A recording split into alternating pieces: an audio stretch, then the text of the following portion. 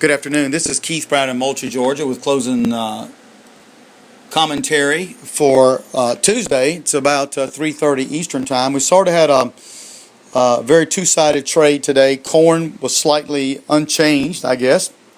Wheat was up, cotton was up, beans were down. So let's get right to it. Cotton today, around 85-50 area, up about 50 points. There's some heavy rains that have fallen on the crop in India, which can be construed as a little friendly because India hasn't been in the export market in a couple of years, and as of right now they have a record cotton crop. So consequently, they could be a player against the United States in the export market later on.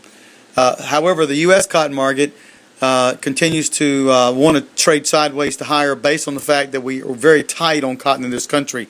The textile mills here only want to buy southeastern cotton, not Texas cotton. But the southeastern crop and the delta crop are a little bit under the thumb, so to speak. So that's why when you look at the structure of the market, you got October over December, December over March, March over May. So you have this situation where there's a demand concern for the upfront markets right now. But we'll see how that does play out. Now, come Monday, we have a supply-demand number put out by USDA telling us how much cotton, corn, beans, and wheat that we have or that we think we have. So that would be a big important number. Over in the corn today, we had spot September corn higher, while the other months were down about a penny. We could see a renaissance, I guess, if you will, of the tightness of corn. So September corn could weasel its way a little bit higher, while the other months sort of track sideways. Make no doubt about it, rain makes grain, and they got a huge crop out there. But I think the grain markets are dialing in a perfect crop, and that's always a dangerous thing to do, because the market always will pull a rabbit out of a hat and go the other way for a little while. Wheat today up. As you know, we've been a little friendly to wheat.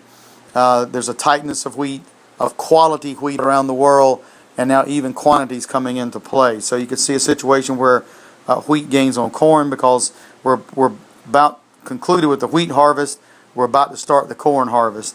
Beans today took another dive. November beans around 11.66, down about 65 points. I'm sorry, about 16 cents rather.